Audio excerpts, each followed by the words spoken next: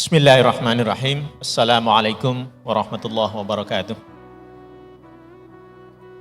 Alhamdulillahi rabbil alamin. Wassalatu wassalamu ala asrafil anbiya'i wal mursalin. Ala sayyidina Muhammadin wa ala alihi wa ashabihi ajma'in.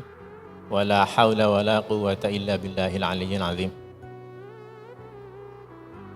Yang sangat kita hormati, guru-guru kita, Bapak Profesor Quraish Shihab dan Al-Mukarram Gus Baha, dan juga Ibu Rektor kita yang tercinta, Bapak-Bapak pejabat di Rektorat Universitas Gadjah Mada, Bapak Ibu dosen, para mahasiswa yang tercinta, juga para tamu undangan. Alhamdulillahirabbil alamin. Pada pagi hari yang cerah ini, kita sudah berkumpul dalam keadaan sehat. Kita punya acara yang sangat istimewa, yang sudah lama kita tunggu-tunggu. Kita kehadiran, kalau saya sebut, para harimau Al-Quran di Indonesia. Nah, kalau kita ada di satu tempat, kemudian ada harimau, kita belum melihat harimaunya, suasananya sudah terasa. Nah, beliau-beliau adalah para harimau Al-Quran, para mufasir. Ini kalau yang pada banyak dosanya itu rasanya akan lebih hebat lagi. Alhamdulillah kita sudah kerawuhan Prof. Quraish dan Gus Baha yang hari ini kita akan manfaatkan bersama untuk menyerap ilmunya, mendapatkan barokahnya. Untuk informasi, Prof. Quraish dan Gus Baha yang hadir di gedung Geraha Sabah Pramana ini kira-kira 4.500-an peserta. Alhamdulillahirabbil alamin. Tepuk tangan untuk kita semuanya.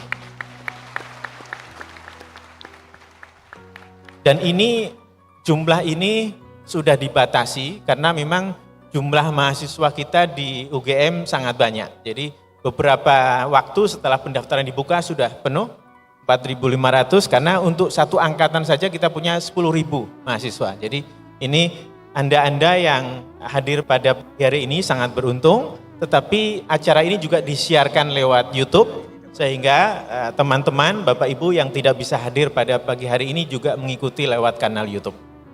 Baik, saya paham bukan saya yang ditunggu-tunggu oleh Bapak Ibu semuanya, teman-teman semuanya, tapi sebelum kita mulai, kami undang dengan hormat Ibu Rektor kita, Ibu Ova Emilia untuk menyampaikan sambutan. Silakan Ibu Rektor.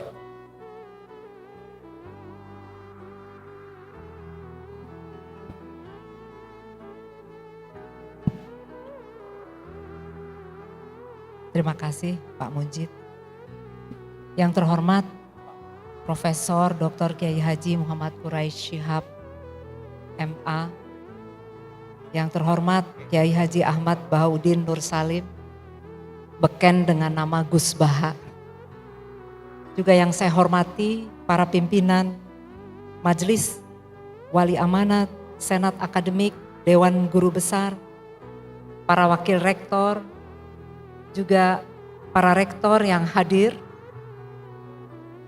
dari universitas di daerah istimewa Yogyakarta, para dekan, segenap pimpinan universitas dan fakultas, dosen, tenaga kependidikan, dan seluruh mahasiswa Universitas Gadjah Mada yang saya cintai dan yang saya banggakan, yang dapat beruntung hadir di sini ataupun yang hadir secara daring. Alhamdulillahirabbil alamin. Puji syukur kita panjatkan kehadirat Allah Subhanahu wa taala atas nikmat sehat, nikmat kesempatan pada hari ini. Bagaimana tidak, forum ini adalah forum silaturahmi, juga forum reuni, karena kebetulan Profesor Quraish dan Gus Baha adalah sahabat dari almarhum ayah saya. Jadi kehadiran beliau adalah reuni tapi sekaligus juga memberikan manfaat bagi UGM dan juga bagi bangsa ini. Karena kalau kita lihat dialog ini diberi judul, walaupun Gus Baha paling gak suka judul. merawat ukhuwah kebangsaan, menjaga persatuan Indonesia yang sebetulnya memang merupakan hal yang kita rancang untuk penyelenggaraan dialog menyongsong bulan suci Ramadan, sekaligus bulan di mana kita baru saja menyelesaikan suatu hajat di negeri ini yang penuh tantangan tentunya. Dan tentunya bulan penuh berkah selalu menjadi momentum untuk kita bisa merekat, memperkuat tali silaturahmi, sekaligus meningkatkan kepedulian untuk sesama kita dalam berbangsa. Prof. Quraisy, Gus Baha, UGM adalah miniatur Indonesia. Berasal dari berbagai suku, ada tumpah di sini. Dan juga dikatakan ini merupakan kawah candra di muka bagi generasi mendatang, baik untuk meraih kompetensi ataupun karakter yang diharapkan untuk penerus bangsa ini. Ibu dan Bapak yang saya hormati, tentunya tidak akan panjang sebagai pengawal dari acara ini.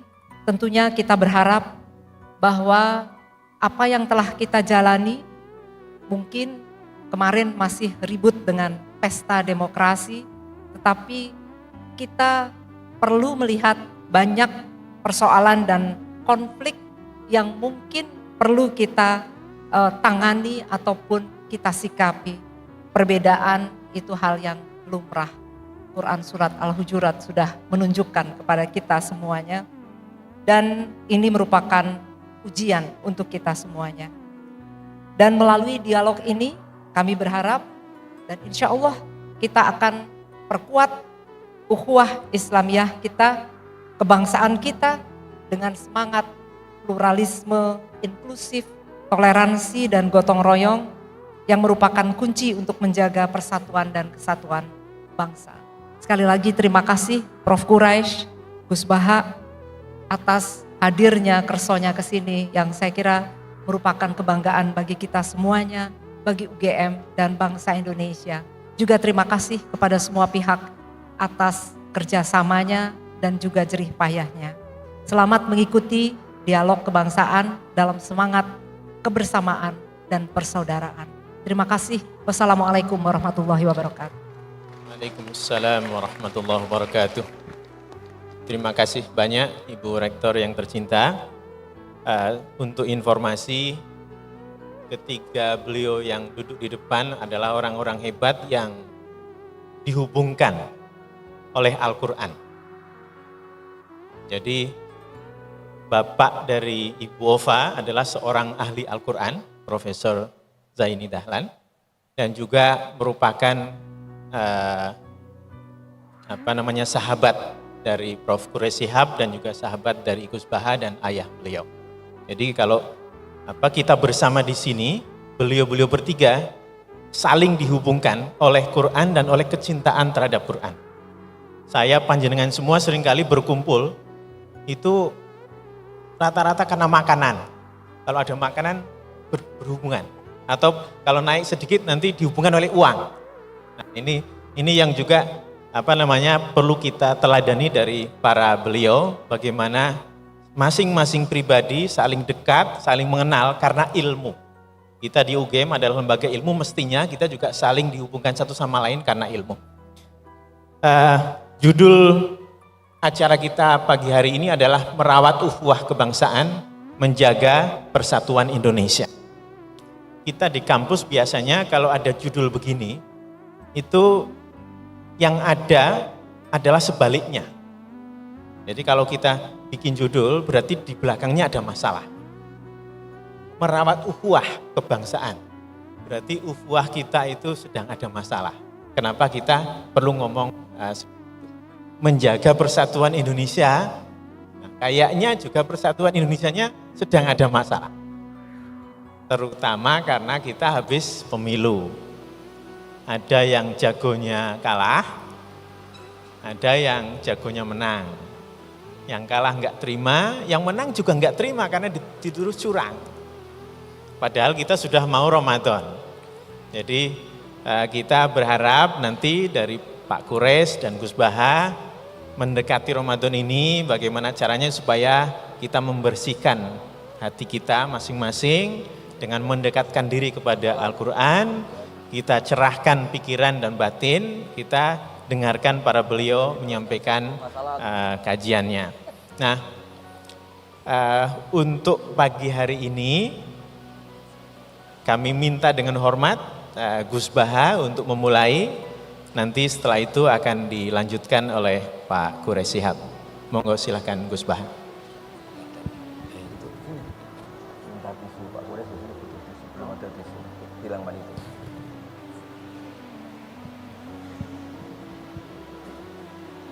Sampun, kalau dulu deh, ngerepet.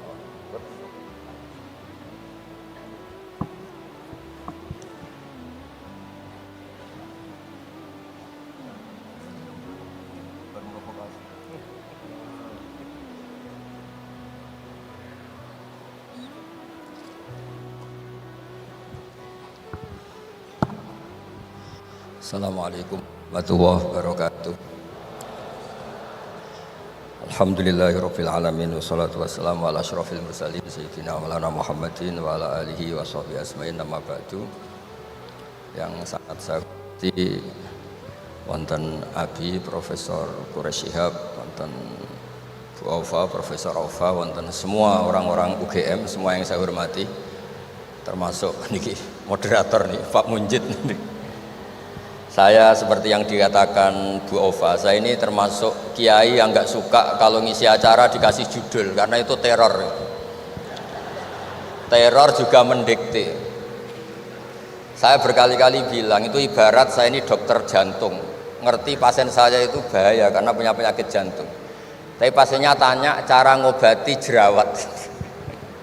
Jadi yang masalah serius yang saya tahu saya dokternya, tapi pasiennya yang nunjuk, Gus ini saya punya penyakit kulit, tolong obati. Padahal saya tahu penyakit beratnya itu apa? Jantung. Tapi karena ini acara memang harus ada judul, saya terima judul ini, meskipun tadi Pak Mujid bilang ada judul itu berarti ada masalah dalam ukhuwah, kata beliau. Saya tadi karena sudah dipuji ahli Quran, sebelumnya terima kasih, tadi saya sepakat sama Pak Kures. Terima kasih pada UGM karena sudah memberi gelar Pak Kures Kiai Haji. Biasanya hanya Profesor Doktor, ini nggak ada Kiai Haji, ini spesial. Jadi ini penganugerahan Kiai Haji dari UGM, itu keren betul. Ini Mbak Naswa harus mencatat itu penghormatan. Ini yang ngasih gelar Kiai Haji itu UGM. Jadi karena nggak punya alumni yang jadi kiai, yang ngasih gelar orang lain gitu kira-kira. Begini masalah solusi ya. Saya punya sekian cerita, tadi sudah dipuji ahli Quran, saya cerita yang Quran saja. Tidak semua masalah itu penyelesaiannya harus dimarahin atau ditegur atau lewat proses hukum formal atau hukum positif atau pengadilan. Tadi di hotel saya suruhan beliau sudah cerita tentang materi yang saya utarakan. Begini ada sekian contoh dan itu awal dari nggak ada kekerasan. Tetap menjaga ukhuwah karena modelnya penyelesaian yang tidak menyinggung, tidak mengadili, tidak mendiskreditkan, tidak memojokkan. Saya punya sekian cerita dan ini boleh dikulak Pak Munjid untuk ngiai di UGM, saya sahkan tanpa hak royalti. Saya itu sering Prof, kiai-kiai yang jadi mubalak sering terima kasih sampai Gus, alhamdulillah kulaannya bisa saya jual katanya. Karena saya ini sudah kiai resi, gak mau kemana-mana, tapi yang kulaan banyak diretailkan. Terus terima kasihnya sama saya. Dan karena saya ikhlas ya tidak dapat royalti. Tapi sudahlah royaltinya surga saja. Saya cerita yang rileks-rileks. Khalilur Rahman Ibrahim itu pernah ingin karena penat ya, mikir umat itu penat, capek, ingin masalahnya selesai dan nggak mungkin selesai, sehingga beliau minta umur panjang supaya punya waktu panjang untuk menyelesaikan problem umat. Sama Allah nggak dijawab. Ada orang tua yang sudah renta tua sekali, karena Nabi Ibrahim itu adalah terkenal dermawan, dipanggil terus dikasih kurma. Dikasih kurma itu makan itu meler lagi, makan meler lagi. Terus Nabi Ibrahim masuk kamar, ya Allah saya batalkan doa minta umur sampai tua. Ternyata engkau jawab, kalau terlalu tua kayak itu. Terus kedua Nabi Dawud, ini cerita dulu ya, jangan ditiru. Saya ulang lagi cerita dulu, jangan ditiru. Nabi Dawud itu terkenalnya ini, itu punya istri itu 99. Ini cerita dulu. Kalau sekarang maksimal 4 itu saja kalau berani. Kata orang Madura itu kalau ingin punya istri 2, 4 itu 1 tambah 1 sama dengan 0 Gus, karena semuanya lari. Tapi ketika melihat satu perempuan yang cantik itu beliau ingin sekali. Ketika penasihatnya bilang engkau sudah punya 99 tapi tidak ada yang kayak itu.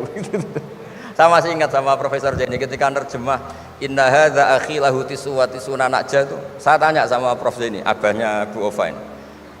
Pak Jenny kenapa masih ingin yang satu lagi padahal sudah punya 99? Kata Nabi Daud, tidak ada yang kayak itu.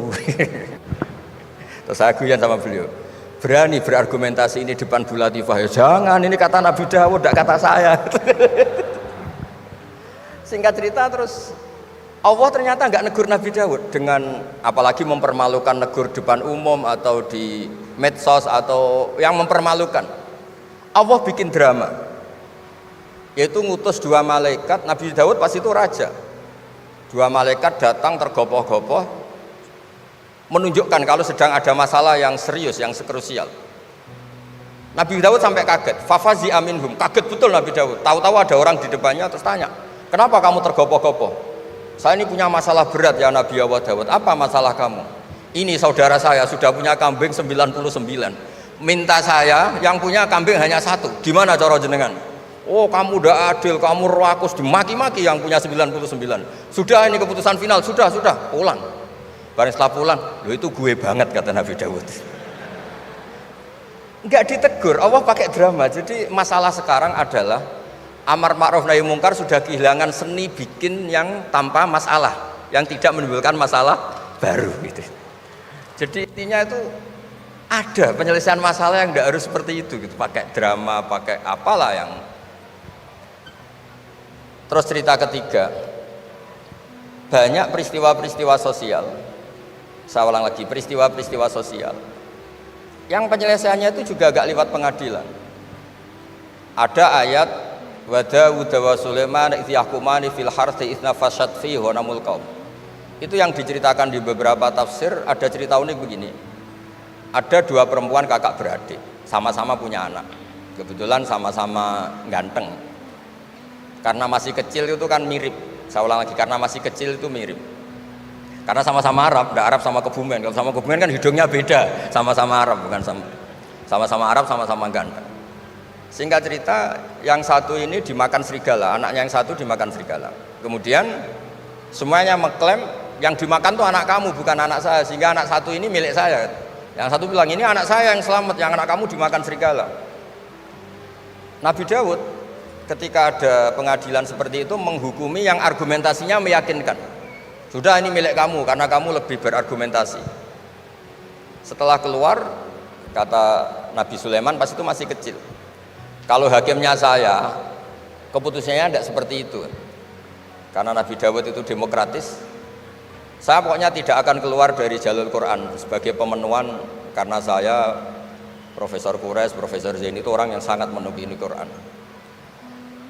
Terus kata Nabi Dawud, Sulaiman sini, sudah kamu saja yang mengadili. Ternyata apa Nabi Sulaiman itu? Ngambil pisau. Mana anak yang selamat? Ini, udah kita bagi 2 saja supaya agak konflik gitu. Terus ada yang nangis histeris, nangis, yang satu tenang saja. Terus sama Nabi Sulaiman anaknya dikasihkan yang nangis. Ini ibu beneran ini, berarti ini ibunya beneran ini, anaknya mau dipotong nangis, kamu mesti ndak, masa anaknya mau dipotong diam aja. Jadi ternyata sebagian pengadilan dulu itu pakai perangkat psikologis, gak mungkin secara naluri normal orang anaknya mau dipotong membiarkan, itu pasti tidak ibunya itu. Akhirnya dimenangkan yang nangis tadi. Jadi banyak cerita di literatur saya.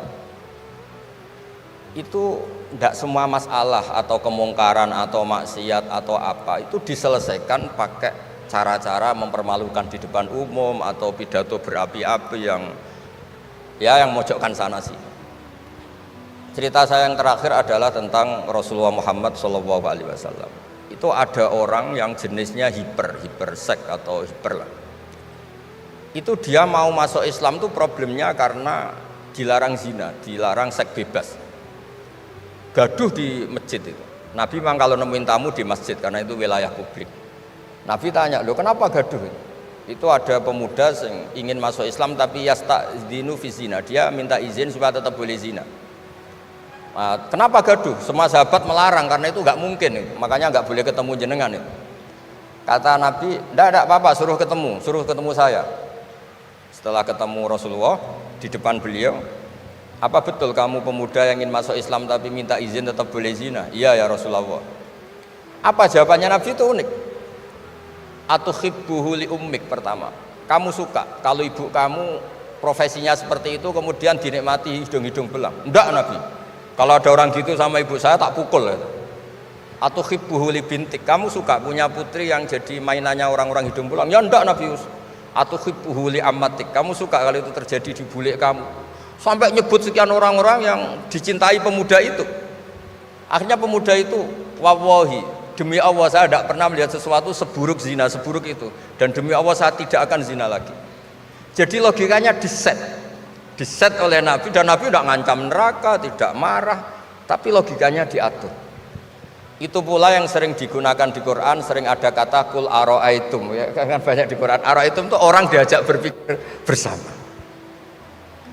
Ya, jadi menjaga kemajmukan, menjaga ukhuwah itu dimulai dari cara menyelesaikan. Tidak semuanya harus pakai marah-marah, pakai apa. Dimulai dari Allah sendiri dalam banyak cerita di Quran, di hadis itu suka hal-hal yang kecil, yang keseharian.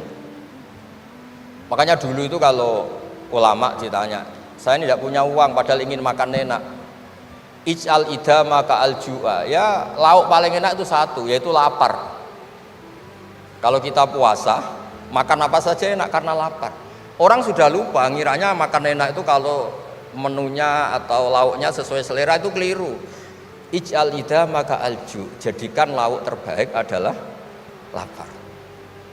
Wah, kita mau tidur gak enak gini-gini, ingin cari tempat yang enak. Ya, makanya Kiai kuno kalau nasihati anak-anaknya, kamu kalau ngaji makan yang enak, tidur yang enak. Maknanya jangan tidur kalau gak ngantuk banget, jangan makan kalau tidak lapar banget. Itu pasti semuanya menjadi enak.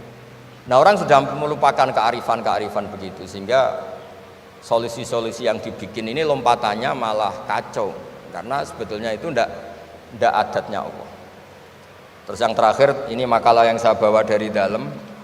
Ini mungkin nanti Pak Munjid bisa belajar. Bisa ya tadi, bisa dijual ini. Karena sekarang itu ngaji itu pokoknya keren lah sekarang. Ngaji sekarang tuh fid dunya hasanah wa fil akhirati hasanah. Dulu ngaji itu hanya fil akhirati hasanah, enggak dapat apa-apa. Kalau sekarang tuh fid dunya hasanah wa fil akhirati enggak jelas. Karena sudah dapat upah itu. Nah, ini cerita, ini di tafsir Qurtubi, nafsiri ayat la khaira fi katsirin min najwahum illa man amara bi shadaqatin. Ikutnya suratun Nisa, nanti bisa dicari di, ya kalau orang UGM mungkin di googling mungkin 114 ayatnya itu. Sistem di pengadilan Indonesia, misalnya ada orang sengketa, kadang-kadang dilaporkan ke polisi itu silakan selesaikan secara kekeluargaan. Itu ternyata ini di tafsir Qurtubi, di kitab saya baca teksnya supaya nanti ditasih Pak Quraisy.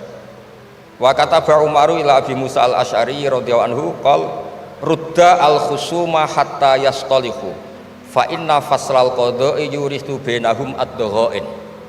Jadi kalau ada orang sengketa, silahkan kembalikan yang sengketa, kata Sayyidina Umar. Jangan-jangan mereka punya solusi kekeluargaan. Karena kalau diputuskan di pengadilan itu bisa yurisud dhaghain, bisa melahirkan dendam, hasud, dengki. Tapi kalau mereka diselesaikan dengan logika mereka sendiri, dengan kearifan mereka sendiri, maka itu lebih baik. Ini juga yang dilupakan, setiap ada masalah itu dikasuskan di pengadilan. Padahal Ini andaikan saya dalam posisi pengamat politik mungkin cerita, padahal bisa diselesaikan dijadikan menteri misal, tapi itu tidak wilayah saya itu. Tapi itu tidak wilayah saya. Andaikan saya datang sebagai pengamat politik mungkin contohnya itu, tapi saya tidak masuk wilayah itu. Cerita-cerita itu masyhur itu. Dulu ini cerita lagi ke Habib Quraisy di Abi Quraisy ya. Pernah ada orang itu saking solehnya beli tanah, mestinya beli tanah seisinya, lala tanah itu emasnya banyak. Setelah itu orang itu bilang, saya ini hanya beli tanah kok isinya emas banyak, ini gimana? Bilang sama penjualnya. Penjualnya nggak mau, enggak, saya jual tanah seisinya, emas itu milik kamu, enggak, saya beli tanah kok dapat emas. Itu dulu penyelesaiannya bilang, kamu punya anak putri, kamu punya anak laki, ya sudah besanan saja biar nggak kelio. Jadi dulu banyak cerita-cerita kearifan yang orang tuh udah harus rame-rame di pengadilan. Ya tadi andaikan saya politik, mungkin contohnya nggak usah di MK lah, dimenterikan gitu. Bisa andaikan saya politikus. Tapi tidak, itu tidak wilayah saya. Jadi di antara kebaikan Islam, benan nas, bukan benal muslimin, bukan benal muslim wal kafir, benan nas. Kita rukun sesama non muslim itu juga ajaran Islam. La khaira fi katsirin min najwahum. Diskusi apapun tidak baik kecuali diskusi yang menyuruh kebaikan, menyuruh sedekah, au islahim bainan nas, atau diskusi yang menjadikan kita baik-baik saja, hubungan kenegaraan, hubungan kebangsaan, hubungan kemanusiaan baik-baik saja. Ya, sekian mukadimah saya, nanti ditambahi Abi Quraisy, Profesor Quraisy. Sekian, dan saya tidak salam dulu karena pasti provokatornya ini merovokasi lagi.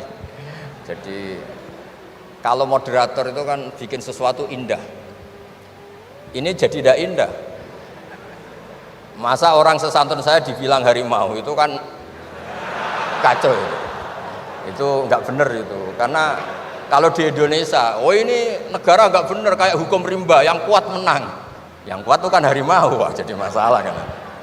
Tapi saya maafkan karena di dunia kiai ini masih mu'alaf, latihan kiai. Saya alhamdulillah orang-orang UGM memang sering ketemu saya dulu zaman Pak Panut. Ini ke rumah saya ganggu ya berkali-kali. Jadi ya enggak apa-apa, silahkan salah karena Allah Maha Pemaaf gitu. Monggo. Terima kasih banyak Gus Baha.